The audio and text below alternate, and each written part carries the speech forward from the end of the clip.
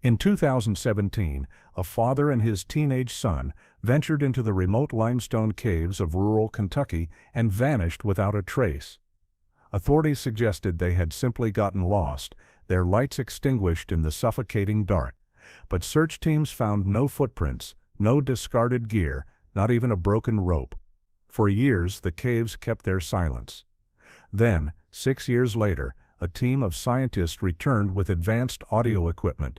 Deep within the chambers, they recorded a sound so disturbing it froze them in place, something that should not have been there, echoing from the same tunnels where father and son disappeared. The morning light in rural Kentucky was thin and pale, stretching long shadows across the quiet town.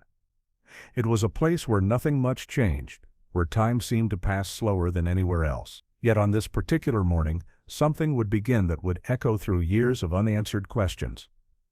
A father and his teenage son woke before dawn, loaded their gear into a mud-dusted pickup, and drove toward the mouth of a cave system that locals avoided. By nightfall, both would vanish into the earth, swallowed by darkness so complete it seemed alive.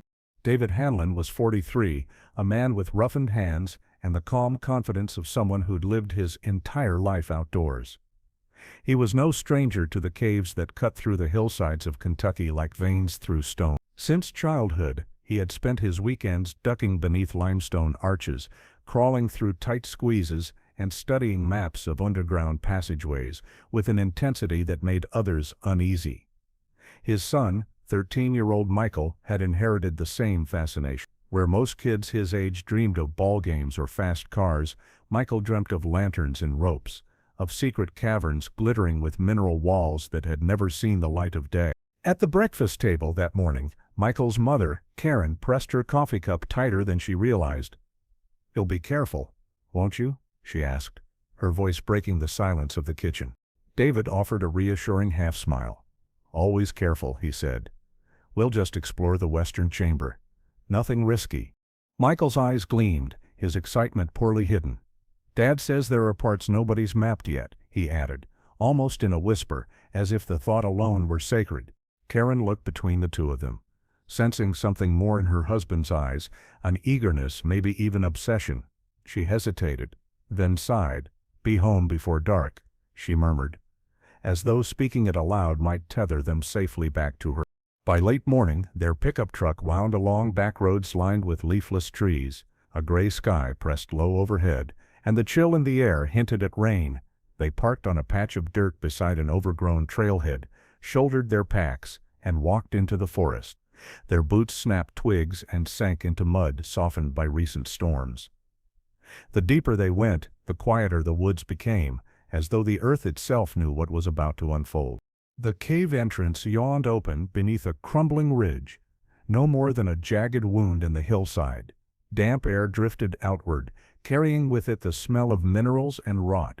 David checked their lamps, adjusted the coil of rope across his shoulder, and glanced at his son. "Remember, 3 points of contact, always. Respect the rock. Respect the dark." Michael nodded, though his grin betrayed his eagerness.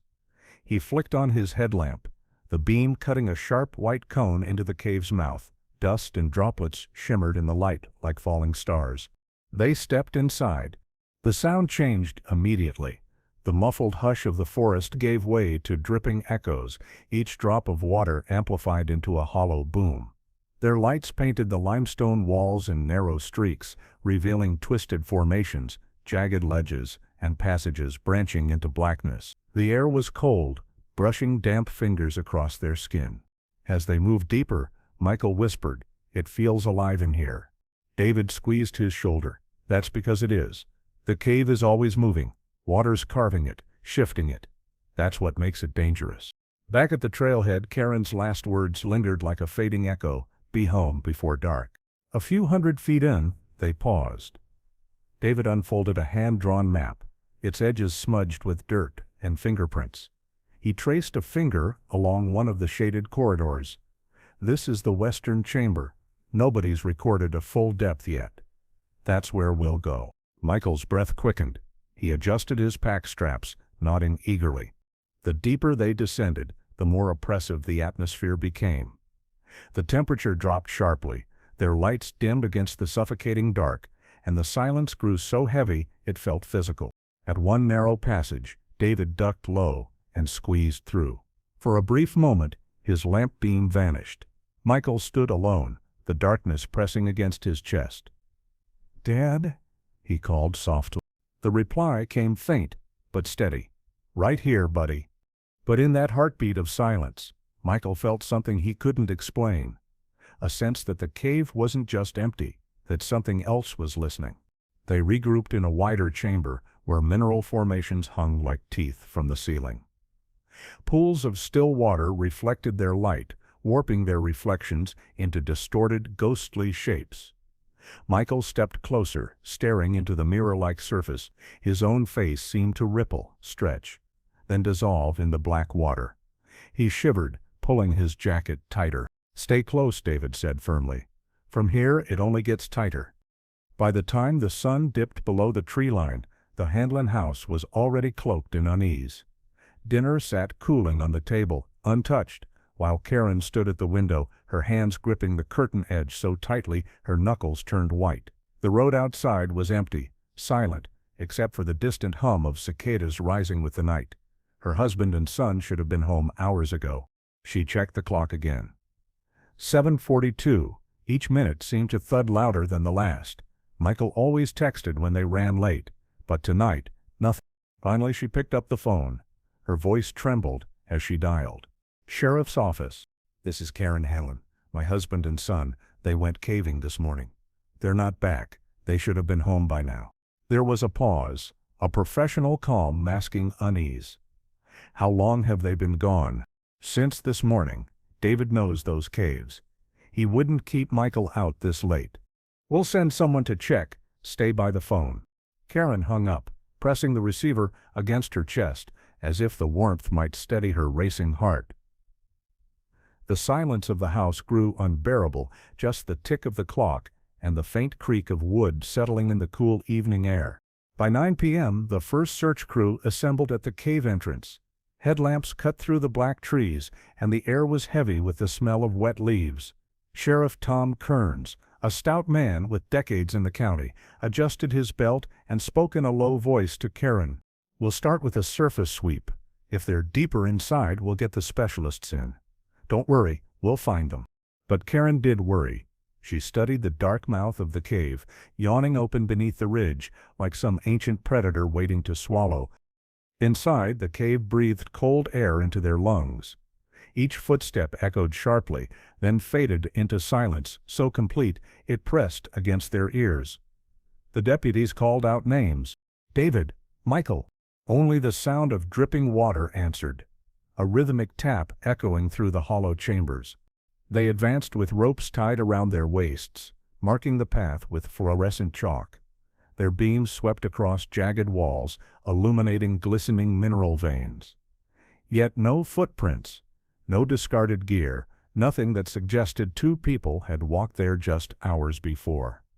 Sheriff Kearns waited near the entrance, radio pressed to his ear. Each report that came back was the same. Negative, empty chambers, tight passages, no signs of life. Back at the Hanlon house, Karen sat at the kitchen table, phone in hand. A neighbor, Denise, sat beside her, rubbing her back in slow circles. "They'll turn up," Denise whispered. "Maybe they went farther than they planned." Karen shook her head. "Not with Michael. David wouldn't risk it," he promised. Her eyes stayed fixed on the empty chairs across the table, where breakfast plates still sat unwashed. By midnight, the search had grown. Volunteers arrived, friends, hunters, and local cavers, who knew the underground systems better than anyone. The night grew colder, mist gathering around the tree line, lanterns casting ghostly halos. One volunteer, a wiry man named Ellis, adjusted his helmet and whispered, "Caves like this, they don't give people back easy." The crews fanned out inside. The deeper they went, the stranger it felt. Echoes bounced in unnatural patterns, making shouts seem to come from every direction at once.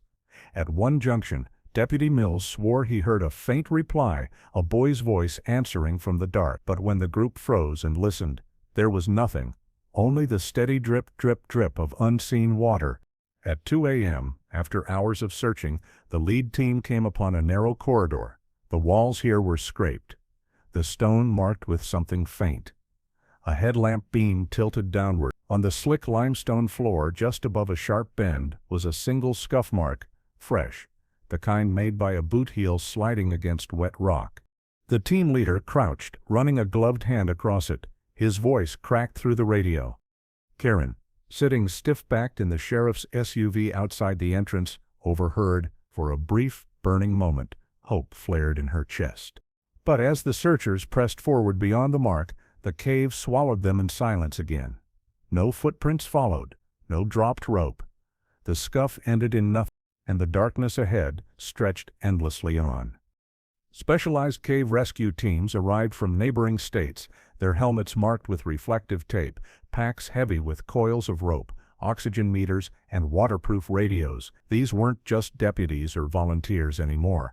These were men and women who lived for the impossible, trained to crawl through the narrowest veins of the earth. Yet even they stood uneasily at the yawning black mouth of the cave. Sheriff Kearns unrolled a topographic map across the hood of his cruiser, the paper weighted down by flashlights. The map showed the main chambers, jagged corridors, and sinkholes. But when Ellis, the wiry local caver from the night before, leaned closer, he shook his head. "This is just what's been charted," he muttered. "There's miles more down there nobody's put to paper. Tunnels collapse, new ones open. It's alive." One of the specialists, a tall man named Harlow, traced a finger across the chart.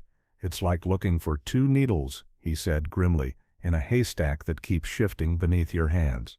By mid-morning, teams fanned into the cave, each tethered by safety ropes, their headlamps bobbing like fireflies, swallowed by the dark. Radios crackled with coordinates and updates, the signal breaking into static every time the rock pressed too thick around them. Inside, the cave air was damp and metallic, carrying the faint, earthy tang of minerals. Each step brought new sounds, the squeak of harnesses, the scrape of rope against stone, and always the steady, mocking drip of unseen water. They followed the scuff mark discovered hours earlier, but it led nowhere. Beyond it, the ground was smooth, slick with condensation. Harlow crouched low, brushing his glove against the rock. Nothing, no prints, as if they just stopped. Deeper inside, another team moved along a side passage. Their lights swept across the walls, revealing faint streaks of mud, smeared in uneven patches. At first glance, it seemed like nothing, just residue from boots brushing against limestone. But when they traced the marks further, the trail broke suddenly, vanishing into bare rock as if erased. A rescuer named Jenna leaned closer, her breath fogging against the cold. "Look at the height," she whispered. The smears were too high for a boy Michael's size, too low for gear scraping against the walls. It looked deliberate, yet senseless. Above ground, Karen stood near the tray line, her arms wrapped tightly across her chest despite the rising sun. Denise, the neighbor, stayed close beside her, murmuring reassurances that barely registered. Karen's eyes never left the cave entrance. Every time a figure emerged, she stepped forward, heart racing, only to sag when she realized it was just another rescuer, shaking his head. Sheriff Kearns approached gently. "We're doing everything we can. They've got food, lights, they know how to handle themselves." Karen's voice cracked. "David wouldn't risk Michael like this." "Something's wrong." Her words lingered, heavy with the certainty only a mother's intuition could carry. By afternoon, the rescue operation had mapped nearly a mile of passages. They marked intersections with neon flags and chalked arrows on the stone. Still, no trace of the father and son, no gear, no discarded pack, not even a broken light. The deeper they pushed, the stranger the atmosphere became. Some corridors narrowed so tightly the rescuers had to exhale fully just to squeeze through. Others opened into chambers the size of cathedrals, their ceilings lost in shadow, the walls glistening like wet glass. The silence here was suffocating, broken only when someone called out into the void. "David? Michael?" Each shout came back twisted, distorted by the acoustics, as if the cave itself was mocking the sound. At one point, Ellis froze mid-step, raising a hand for silence. The group halted, beams darting nervously across the stone. "Listen," he whispered. At first, there was nothing. Just the usual dripping and the hiss of their own breath against masks. Then faint, almost buried in the distance, a rhythm. A muffled tap-tap-tap, like footsteps pacing deeper inside the rock. The rescuers exchanged glances. None of them were moving.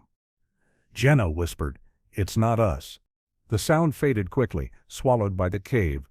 But for the first time, the hardened rescuers looked at one another with something beyond weariness. Something like fear. The third day of searching ended as the others had empty-handed. Rescuers emerged from the cave one by one, their faces streaked with grime, their eyes hollow with exhaustion. The air outside was cold and wet, fog clinging to their jackets, as though even the forest disapproved of what had been found, or rather what hadn't. Sheriff Kearns stood before a cluster of reporters, their camera lights glaring against the mist. His words were practiced, meant to steady nerves. "At this time, our working theory is that David and his son entered a flooded section of the cave. Visibility in those waters is near zero. It's possible they became disoriented and drowned." The microphones buzzed as journalists scribbled notes, but Karen's voice cut through the crowd. "That's not true." She stood with her arms crossed tightly, her face pale but her eyes sharp. "If they drowned, where are their bodies? Where's their equipment? David would never take Michael into a section he didn't know. He's not careless." The sheriff glanced away, avoiding her stare. "Ma'am, sometimes in these environments—" Her words echoed into silence, and for a moment even the press seemed unsure whether to jot them down or simply listen. The next day, newspapers ran with the headline, "Father and Son Missing After Reckless Cave Dive." Local news channels played looped footage of the cave entrance, searchers carrying ropes, and Karen's face frozen in anguish. The story was no longer just about two people lost. It was framed as a cautionary tale of risk and obsession. At the diner in town, men leaned over their coffee mugs, shaking their heads. "Damn shame," one muttered. "Should have known better," another replied. A third, an older man with wiry hands, scarred from years of coal mining, slammed his mug down. "Don't you dare call David reckless. I grew up with him. He knew those caves like his own backyard. If he's not back, it ain't because of some mistake." His words carried a weight that silenced the booth. Yet outside the diner, the media trucks kept their cameras rolling, feeding a narrative that grew further from the truth. Meanwhile, officials doubled down on theories. Beyond drowning, they suggested oxygen deprivation, that David and Michael's lights had failed, their lungs slowly filling with stale air until they collapsed in the dark.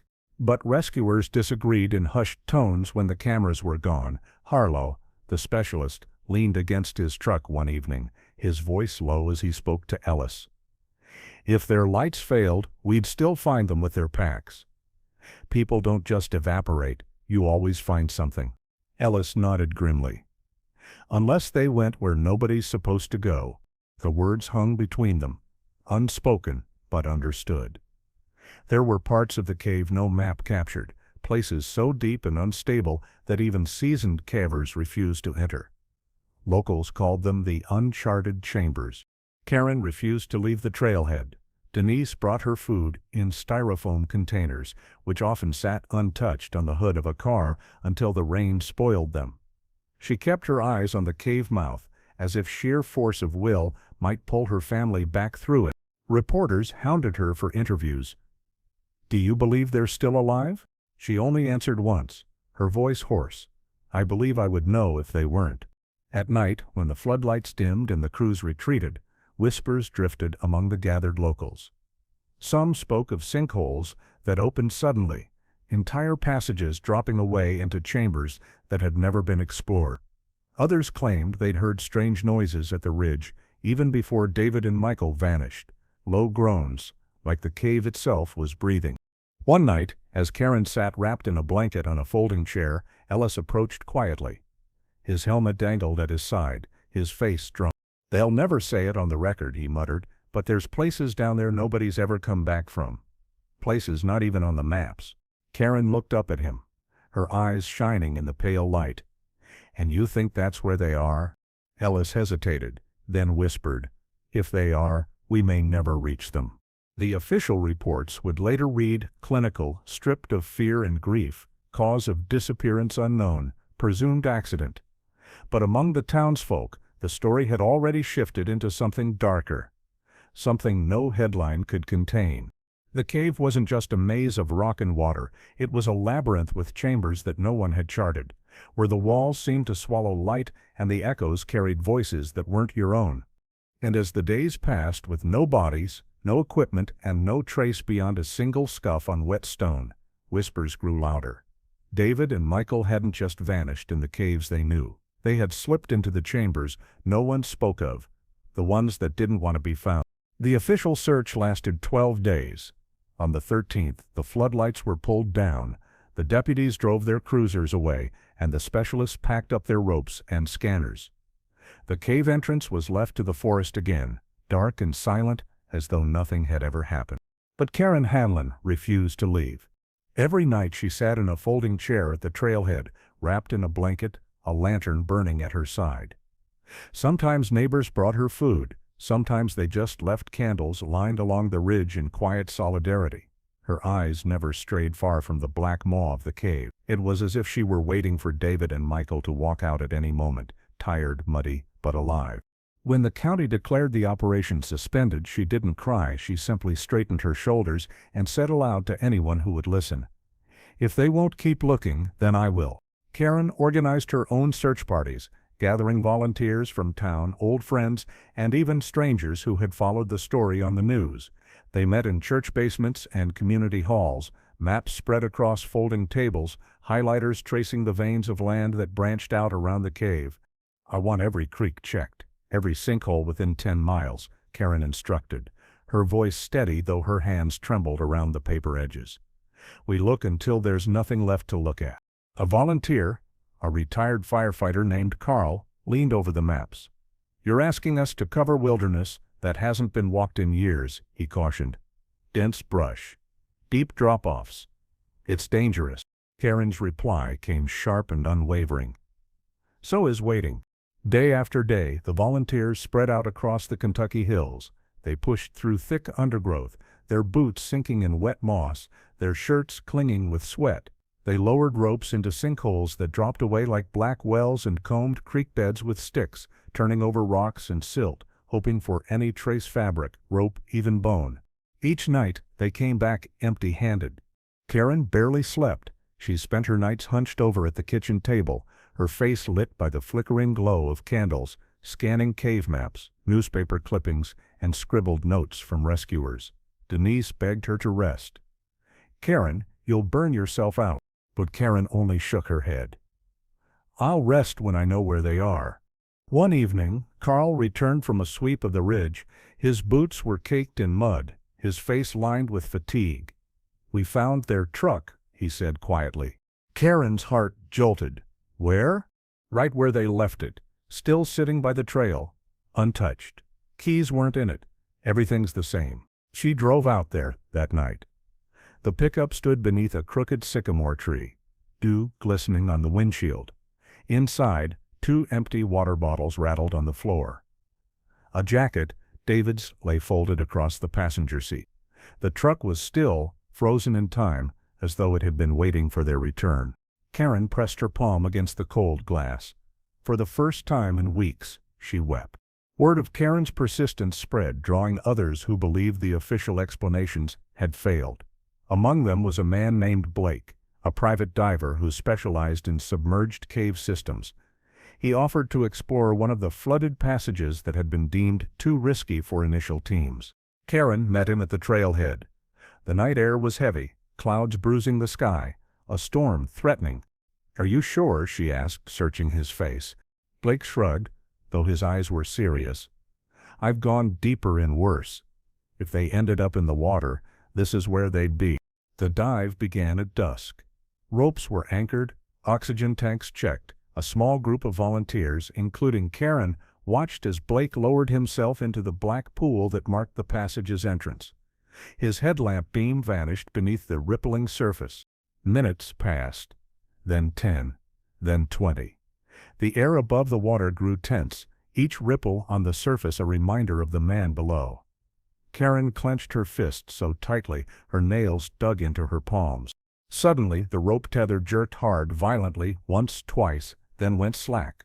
"Pull him up!" someone shouted. Hands scrambled at the rope, hauling it back. For a terrifying moment, the surface was only dark water, reflecting their frantic faces. Then Blake erupted upward, thrashing, gasping for air. His mask hung askew, his eyes wide with something more than panic. They dragged him to the rocks, water pouring from his suit. He coughed, shivering, struggling to find words. Finally he rasped, "Something pulled me back. It wasn't the current." He broke off, shaking his head violently, refusing to finish. Karen knelt beside him, gripping his arm. "Did you see them?" Blake only stared at the black pool, his breathing ragged. "No," he whispered, "but I don't think we're supposed to be down there." The night air fell silent around them, broken only by the drip of water echoing from the cave. For the first time, Karen felt a chill of doubt creep into her determination, because whatever had nearly claimed the diver, it wasn't just rock or water. The forest eventually reclaimed the trailhead. Where once there had been floodlights and vehicles, only weeds and brambles grew, swallowing the dirt lot where David's truck had been parked. The cave's black mouth remained unchanged, patient and indifferent, as though mocking the human lives it had consumed. For weeks after the official search ended, Karen clung to hope. She lit candles on her porch each night, the flicker of their flames casting restless shadows across the siding. Neighbors left casseroles on her doorstep, some knocked softly on the door and left notes. At first, she answered, thanking them with exhausted eyes. But as months turned to years, she grew more withdrawn, her grief sharpening into a kind of private ritual. Michael's room was left untouched. Posters still hung on the wall, explorers, star maps, fragments of boyhood dreams. His school books sat stacked on the desk, the pencil marks frozen on the last page he had written. Karen dusted the room weekly, careful not to disturb a single thing. It was as if she believed her son might walk back through the door and pick up exactly where he had left off. Every birthday was marked with silence. She placed a cake on the table, one candle burning alone, the wax pooling slowly into a sagging mass. "Happy birthday, sweetheart," she whispered to the empty room, her voice breaking on the word. On David's birthday, she set his jacket across the chair at the head of the table and poured his favorite bourbon into a glass, untouched but waiting. Denise, ever faithful, stayed by her side through the first few years. She urged Karen to join church groups, to attend community gatherings, to try to step back into the rhythms of life. But Karen resisted. "If I stop waiting," she said one evening, staring at the dark tree line beyond her porch, "then it's like admitting they're never coming back, and I can't do that." The town moved on, but never fully. At the diner, people still whispered about the Hanlons. Some called it tragedy, others recklessness, and a few spoke in lowered voices of curses, of caves that should never have been disturbed. Hunters avoided the ridge, children dared each other to approach the trailhead, but rarely crossed the tree line. Occasionally someone claimed to have heard something strange near the caves, low moans carried on the wind or a rhythmic tapping deep underground. Most dismissed it as imagination, but the whispers kept the mystery alive, weaving it into the fabric of local folklore. 6 years passed. Karen aged, her once dark hair threaded with gray, her face lined with sleepless nights. But her eyes remained the same, haunted, watchful, unrelenting. She kept every clipping, every report, every hand-drawn cave map in binders stacked neatly in the living room. When asked why, she simply said, "In case someone comes with answers." In 2023, a team of geologists arrived in the county, tasked with surveying the cave systems for structural research. Their presence stirred old wounds. Karen approached them one morning, binder in hand, and pleaded, "If you're going in there, record everything, every sound, every shift. Don't just look, listen." The scientists exchanged uneasy glances. They'd read about the disappearance, seen the headlines that once consumed the region. But they agreed to humor her, setting their instruments deeper into the cave than anyone had in years. The nights before their survey, Karen couldn't sleep. She walked the empty hallways of her house, the floorboards creaking under her bare feet. In the living room, she lit one of the old vigil candles, setting it before a faded photograph. David with his arm around Michael, both grinning, both unaware of the shadow that would one day consume them. She whispered to the picture, her voice trembling. "Please, if you're still there, give me something. Just once." Outside, the wind stirred the trees, carrying with it a faint sound, a rustle, a sigh, or just her imagination, so desperate for contact it conjured its own echoes. The scientists would go on to place their recorders deep in the limestone chambers, instruments designed to capture seismic movement and the subtle groans of shifting rock. But what they captured was not geological. For Karen, those years of silence had been both a prison and a crucible. Grief had carved her hollow, but it had also sharpened her resolve. She had lost everything, yet she clung to the one thing that could not be taken, the belief that her husband and son were still out there somewhere in the darkness. And now, for the first time in 6 years, something was about to stir that silence. The geologists arrived without ceremony, their convoy of white vans and utility trucks winding up the narrow back roads toward the ridge. Their tires crackled over gravel, their headlights cutting pale beams through the mist. For the townsfolk, their arrival felt like déjà vu, as though the caves were once again awakening, something better left undisturbed. This was no rescue team. These were scientists, men and women in pressed jackets and hard helmets, armed with instruments rather than ropes. They came to map, to measure, to listen to the earth. Yet when their boots touched the forest floor, they couldn't shake the sense of being watched. Karen stood waiting by the trailhead, binder clutched tight against her chest. She looked older now, lines etched deep into her face. But her presence carried the weight of all the years she had spent here. As the lead scientist, Dr. Harrington, approached, Karen stepped forward. "Promise me," she said, her voice hoarse, "if you hear anything, you won't ignore it. Don't chalk it up to rocks or water. Listen." Harrington studied her, his brow furrowed. "We're here for structural surveys, ma'am. Seismic readings, acoustic mapping." Karen's gaze did not waver. "They're still in there. If you listen long enough, you'll know." The silence between them stretched, heavy as the limestone cliffs. At last, Harrington nodded. "We'll listen." Inside the cave, the team worked with methodical precision. Portable floodlights illuminated the stone in ghostly hues.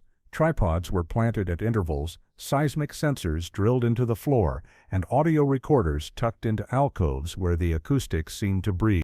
The cave air was damp and metallic, every inhalation filling their lungs with the taste of minerals. Their headlamps cut narrow beams into the void, revealing walls that glistened like glass and passages that twisted away into infinite shadow. "Different how?" asked Harrington, checking his notepad. "Like it's..." "Aware," she whispered. Her words hung in the cold air, unanswered. For 3 days, the team worked in shifts.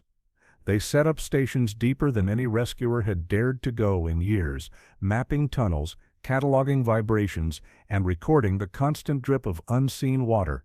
At night, they returned to a makeshift base camp just outside the entrance. Lanterns flickered as they huddled over laptops, transferring terabytes of raw data from their recorders. The audio was routine at first. The earth groaned faintly. Rocks shifting under unseen pressure, water dripped in steady rhythms, echoing like distant drums. Harrington dismissed most anomalies with a wave of his hand. Normal. Expected. Nothing out of the ordinary. But on the 4th night, something changed. It began faintly, buried beneath static. A sound that at first seemed like wind pushing through the tunnels. But there was no wind inside the chambers. When amplified, it became a low, rhythmic pulse, irregular, as though something alive was moving, breathing. The scientists listened in uneasy silence. "That's air pressure," Harrington said quickly. But his voice lacked conviction. Jenna leaned closer to the speaker. "No, that's not air. That's cadence." They replayed it again and again. The sound wavered, at times stronger, at times faint, but always present. A steady exhale. A faint inhale. Karen, who had insisted on being present, covered her mouth with trembling hands. Tears welled in her eyes. "That's them," she whispered. "Don't you hear it? That's them." The team pushed deeper. The next day, following the path where the strange sound seemed strongest. Their instruments guided them through narrow arteries of stone, where the walls pressed close enough to scrape shoulders raw. The sound grew stronger on their monitors. Louder. More insistent. Harrington checked the readings, his hands shaking despite himself. This doesn't make sense. There's no source. It's everywhere, and nowhere. Jenna adjusted her headset, pale under the glare of her lamp. It's following us. That night, back at base camp, they replayed the day's recordings. The breathing pattern remained, but now something else layered beneath it, a faint tapping, like footsteps echoing across hollow stone. The room fell into silence. Harrington swallowed hard, trying to summon reason. Resonance. It's just resonance. But no one argued further. As the team prepared to retire, Jenna lingered by the cave mouth staring into the dark. The night was heavy, the forest eerily still, as though all sound had retreated into the cave itself. And deep within, faint and hollow, the sound of a single drip echoed back, followed by something else. A shuffle. A scrape, like someone shifting in the dark. The scientist froze, head snapping toward the cave. The equipment crackled faintly, picking up the sound. For the first time, the professionals who had come armed with reason and instruments felt the same thing the rescuers had felt years earlier, that they were not alone. The first time they played the recording at full volume, no one spoke. The cave's silence filled the speakers, broken only by the steady drip of water. Then it came, faint at first, like a shiver buried beneath the static. A hollow exhale. A shallow inhale. Repeated, measured, almost human. Jenna pressed her headphones tighter against her ears, her eyes wide.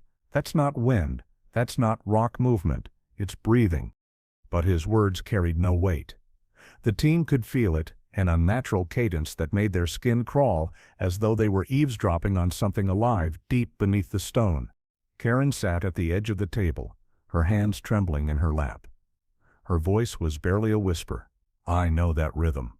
David used to wheeze when he was tired, just like that.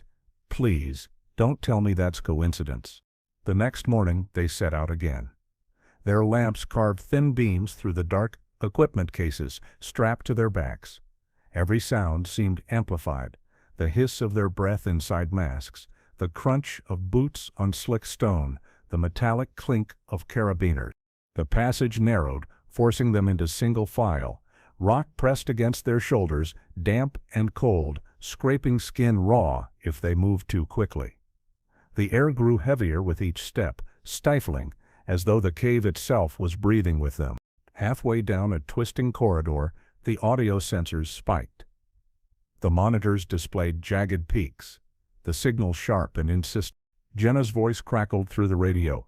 It's stronger here, louder. Harrington crouched, placing a portable recorder against the floor. The moment it touched the stone, the sound surged through their headsets. Not just breathing now, but a muffled rhythm. A tap, tap, tap, irregular, wandering.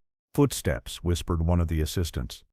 Yet the sound continued, distant but distinct. A shuffle. A pause. Another shuffle. Who's ahead of us? Harrington snapped into the radio. All teams accounted for, came the reply. Nobody else down there. Jenna's voice was steady, but her eyes betrayed her fear. It's 2 sets. You hear it, don't you? 2 different gates. One heavier, one lighter. No one answered. That night, the team gathered around their laptops in the base camp. The forest outside was eerily silent, the usual chirping of crickets absent, as though even nature was listening. They replayed the day's recordings. The breathing was clearer now, ragged and uneven, as though something was exerting itself. Beneath it came the footsteps, deliberate, echoing across chambers that no living person occupied. Then, at the 34-minute mark, a new sound bled into the static. A voice, faint, garbled, but unmistakably human. The tent fell silent, the audio looping on repeat, each playback dragging the word from ghostly murmur into undeniable clarity. Karen's hands flew to her mouth, tears spilling down her cheeks. It's Michael, she choked. It's his voice.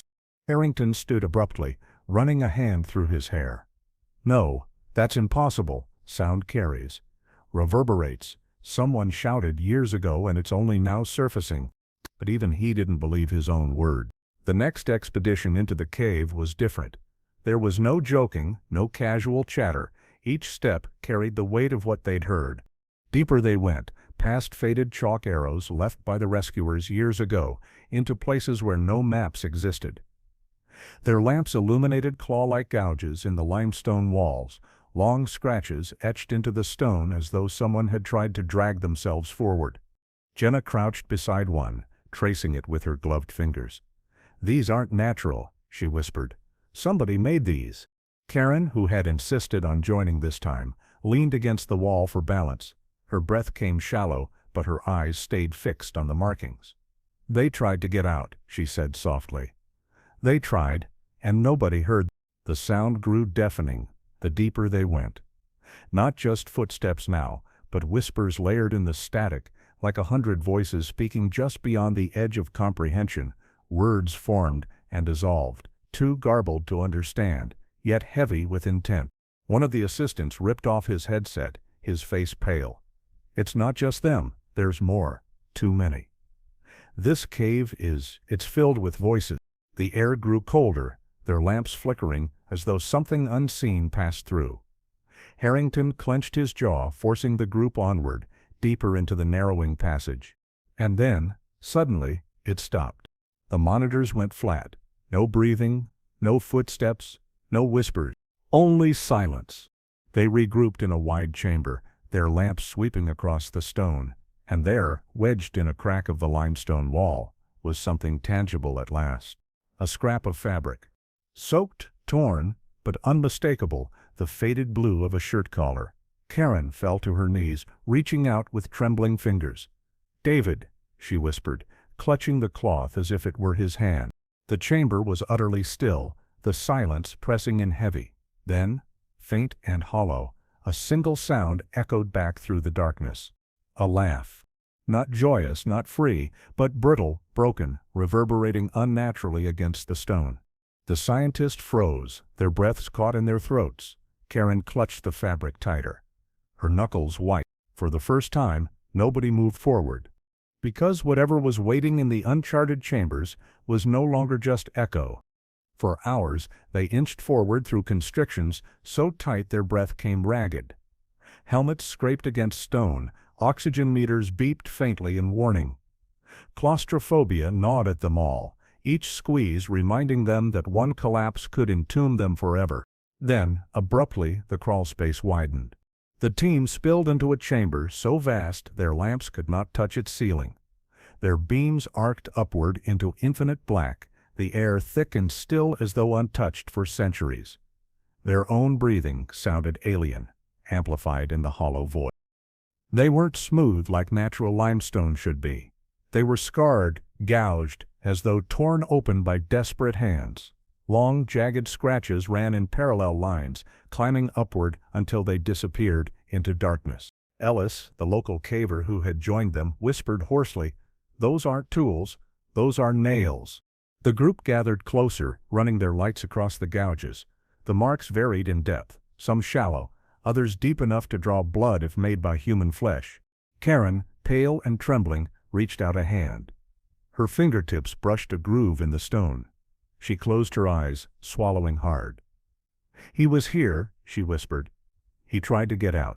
Deeper into the chamber they found a pool of still water. Its surface was so perfectly calm it reflected their beams like glass. When Harrington tossed a pebble in, the ripples distorted the reflections, warping their faces into grotesque shapes before fading into silence again. Beside the pool, wedged into a crack of rock, Jenna's light caught on fabric. She pulled it free with shaking hands. A strip of cloth, soaked, decayed, but recognizable. The faded red plaid of David's old flannel. Karen collapsed to her knees, clutching the fabric against her chest, as tears streaked her face. "It's his shirt," she sobbed. Her voice echoed into the chamber, twisting in on itself, until it sounded as if someone else were crying with her. The others stood frozen, listening, because for a moment there was another cry. Faint, hollow, carried across the water. The instruments crackled to life. Monitors spiked with audio interference, jagged peaks flashing red. Through the headsets came a sound no one could explain. Not just breathing now, not footsteps. Layered voices, dozens of them, overlapping, indecipherable yet heavy with intent. The static bent them into a chorus that filled the chamber, circling the team like vultures. Jenna yanked her headset off, clutching her ears. It's not the cave, it's them. It's all of them. Harrington barked at her to calm down, but his own hands shook as he adjusted the dials. The voices were real. They were coming from somewhere inside the chamber. A symbol, carved crudely into the stone, jagged lines intersecting in a shape that didn't match any natural fracture. It resembled a circle, broken, with a vertical slash through its center. Beneath it, fresh compared to the ancient scars, were letters scratched into the wall. They were uneven, frantic, but legible. "Help us!" The team fell into stunned silence. Karen's sobs broke it, her voice ragged. "That's Michael. He wrote that. He had to." Jenna's lips quivered. "Then where are they?" The chamber grew colder. Their lamps flickered, shadows twisting unnaturally across the walls. The whispers in the headsets shifted, growing louder, words forming in fragments that made no sense. "Still here." Behind the wall. The pool of water at the center of the chamber rippled, though no stone had fallen. No hand disturbed it. The ripples spread outward, slow and deliberate, as if something beneath had moved. One of the assistants stepped forward, crouching by the pool. "Did you see?" He froze. His eyes widened. Then he stumbled back, pale as chalk.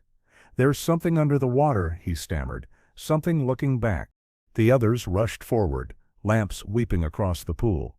For a moment the water lay flat again, only their distorted reflections staring up.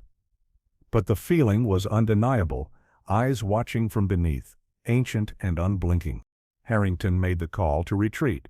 "We've gone far enough," he snapped, though his voice cracked. "Pack the instruments. We're pulling out." But Karen didn't move. She stayed kneeling by the gouged wall, her hands pressed to the stone where the words "Help us" were scratched. Her voice was broken but steady. "I'm not leaving. Not until I hear them myself." The chamber answered with silence.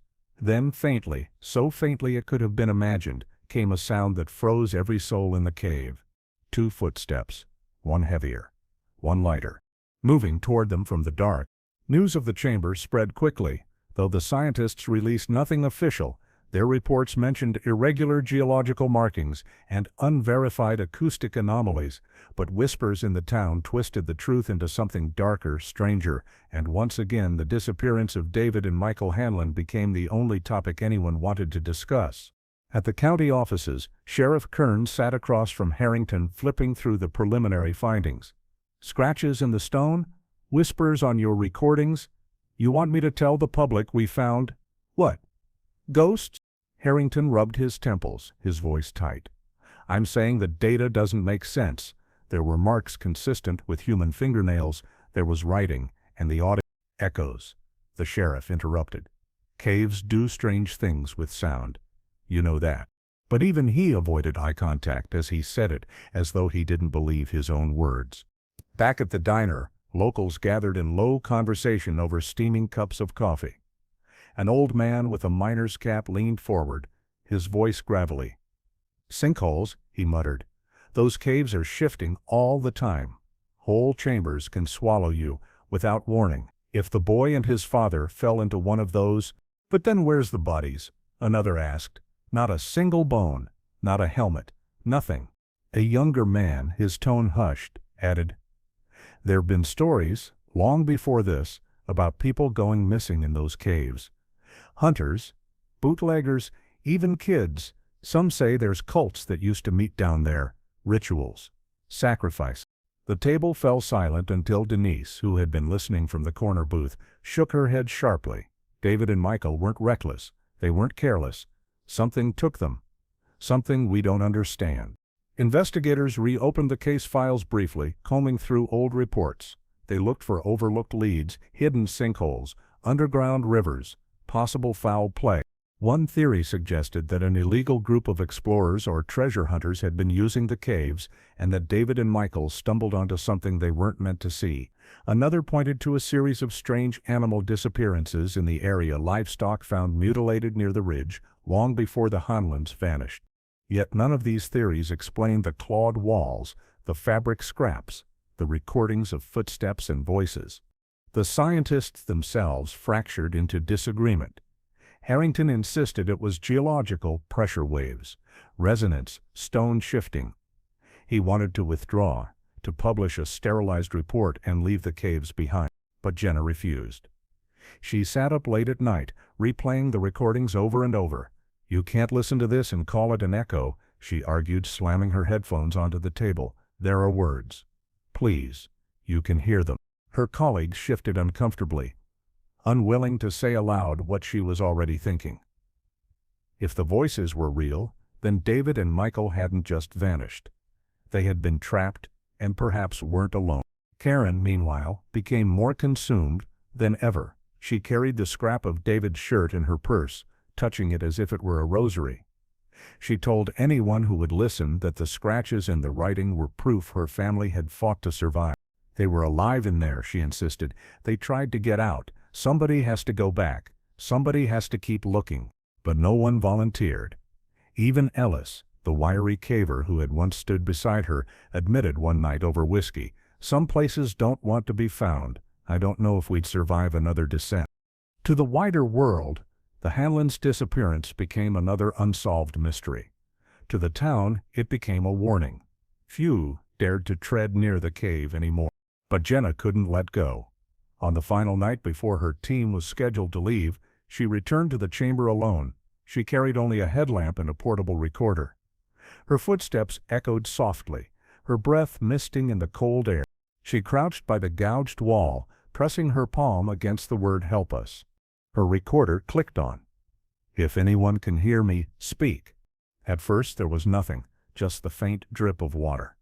Then a shuffle, a scrape, two distinct footsteps echoing just beyond the light. Jenna's breath caught.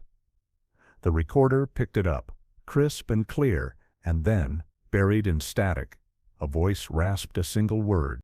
Her name, Jenna. She dropped the recorder, its red light blinking against the mud as the sound of footsteps grew louder, closer, until they stopped just behind her.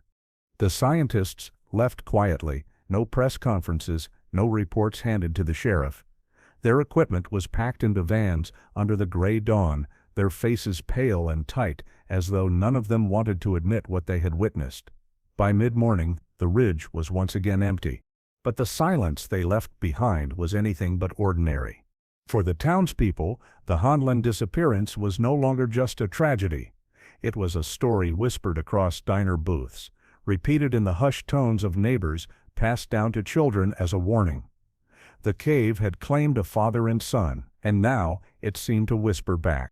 Karen carried on with her rituals. She still placed 2 plates at the dinner table, one for David, one for Michael. She still lit candles each night, the wax dripping in long stalactites down her windowsill. Her grief had hardened into something steady, almost ceremonial. To outsiders, she seemed trapped, unable to move on. But to her, keeping vigil wasn't obsession, it was survival. "I still hear them," she told Denise one evening, her voice low, steady. "Not out loud, not in my ears, but here." She pressed a hand against her chest. "They're waiting for me to keep believing." Denise squeezed her hand, her own eyes wet. "And what if no one else believes?" Karen didn't hesitate. "Then I'll believe for all of them." The town itself changed. Hunters stopped going near the ridge. Children no longer dared each other to approach the trailhead. Even seasoned locals who had grown up exploring the limestone tunnels refused to go back. "Some places aren't meant for us," one old man muttered, his eyes distant. "You don't prod a sleeping animal, and that cave is alive."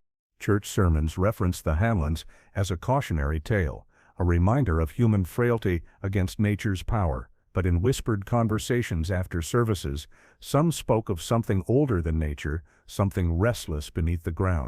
The scientists fractured under the weight of what they'd recorded. Harrington submitted a sterilized version of their findings to the state, notes on mineral composition, seismic instability, acoustic anomalies consistent with reverberation. His reputation remained intact, but his colleagues knew it was only half the truth. Jenna, however, couldn't let go. She spent nights alone, headphones clamped to her ears, replaying the whispers. Sometimes she convinced herself she could distinguish words.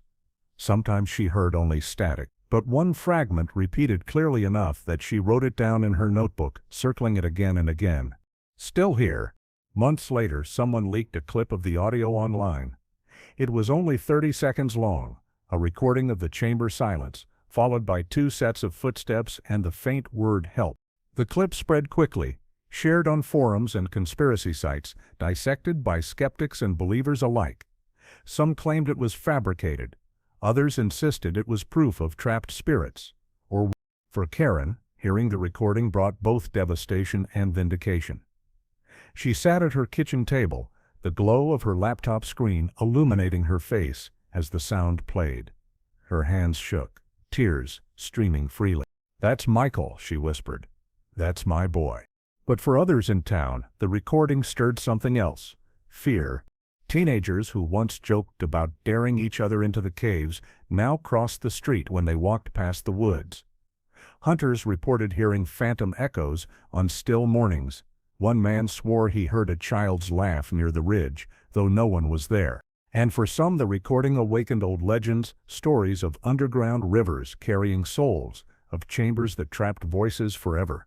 Sheriff Kearns tried to stamp down the panic. He called the clip a hoax, urged people to ignore it. But even he avoided the ridge. Even he refused to go near the cave again. One night, Denise asked Karen quietly, "What if it wasn't them? What if it's something else?" Karen stared at her, her eyes unblinking, her voice flat. Then it learned their voices. The silence that followed was heavier than any answer. For 6 years, the cave had been only an absence, a wound carved into Karen's life, into the town itself, but now it seemed alive again, reaching beyond its limestone walls, into homes, screens, minds. The Hanlons were gone, but their echoes remained, stretching across time and stone. And as the town tried to move forward, a chilling truth lingered: the cave was not finished. Because late at night, if you stood near the trailhead, some swore you could still hear them. 2 sets of footsteps, one heavier, one lighter, moving just behind you in the dark.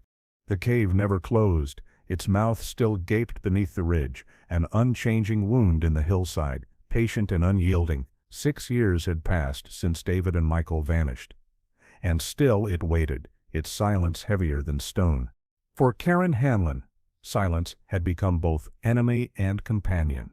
Each night, she lit her candles on the porch, their small flames flickering against the darkness. Neighbors grew accustomed to the sight, a woman keeping vigil against the void, her face illuminated by the ghosts of her own devotion.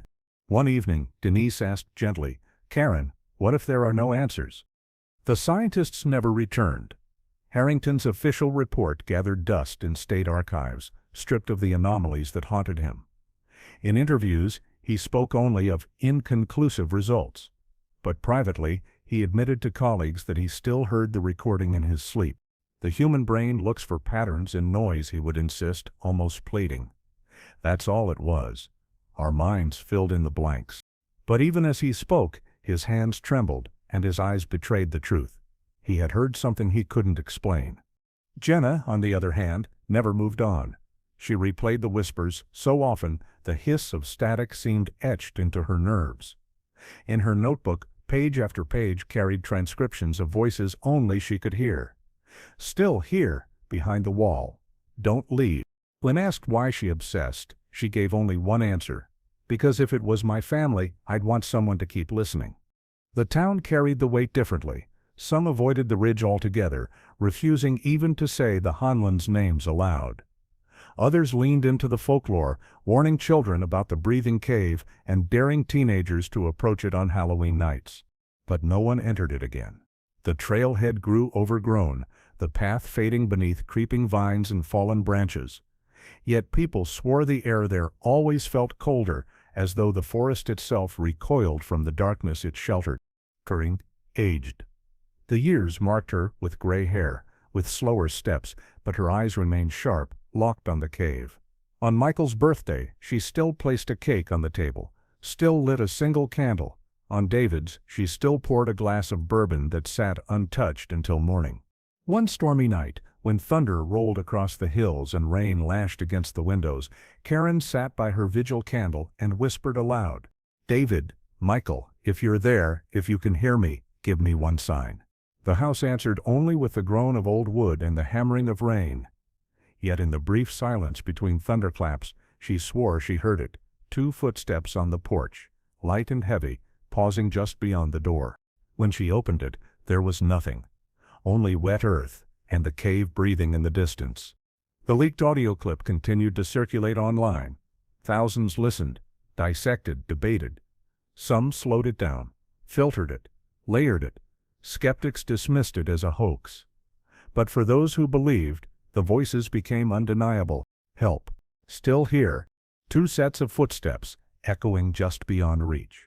Even for those who had never stepped foot in Kentucky, the sound burrowed into the imagination, proof of a mystery that refused to die. In the end, there were no bodies, no equipment, no closure, only fragments, a plaid scrap of shirt, gouges clawed into stone, words carved into a wall that would outlast them all. Help us. The cave gave nothing more. It had swallowed father and son whole, and with them it had devoured certainty. On the final evening of her life, years later, Karen was found asleep in her chair on the porch, a candle burned down to its stub beside her. In her lap lay the faded strip of David's shirt, worn smooth from years of her touch. The neighbors who discovered her swore she looked peaceful, as though she had finally joined the vigil she had kept for so long. And in the quiet after, as night settled over the ridge, some claimed they heard it once more, faint, hollow, carried on the wind from the cave's mouth. 2 footsteps. One heavier, one lighter, then silence. The cave remains, unchanged. The earth does not explain itself, it does not confess, does not comfort. It only waits, breathing its cold breath into the forest, carrying echoes that do not belong to the living. And somewhere within, whether in stone or in memory, the voices remain trapped, repeating endlessly in the dark.